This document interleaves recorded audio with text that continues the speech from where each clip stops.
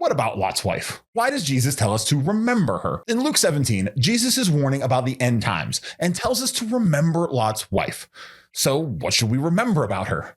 Well, the only place she's really mentioned is in Genesis 19, where we read, "But Lot's wife looked back behind him, and she became a pillar of salt." Lot's wife was with him when the angels came. She was with him when they tried to warn his family of the coming destruction. And she was with him when the angels dragged them out of Sodom. She was led to safety just like Lot and his two daughters. But she looked back to Sodom. Now, this wasn't just a matter of her looking back and seeing the destruction. No, Lot's wife looked back because her heart was still in Sodom. Her glance was not innocent curiosity. It was a regretful longing for what she was losing: her home, her possessions, her old life in Sodom. It was a spiritual hesitation, a failure to trust that leaving was necessary and right. She wished she had stayed in Sodom.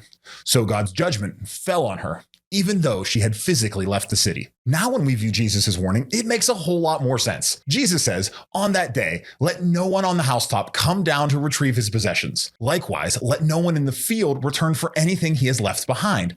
Remember Lot's wife. Jesus explicitly connects Lot's wife's sin with the danger of being attached to your possessions, to your home, to your past life when God is bringing judgment. The warning is not about looking backwards physically. It's about having a divided heart in the moment when a clean break is required. In context, Jesus is warning his followers that in times of crisis, especially at the end of the age, you cannot hesitate. You can't long for the old world or your old stuff. You can't be halfway in and halfway out when the kingdom is moving forward. We all need to ask, am I fully ready to leave behind the world when God calls me to?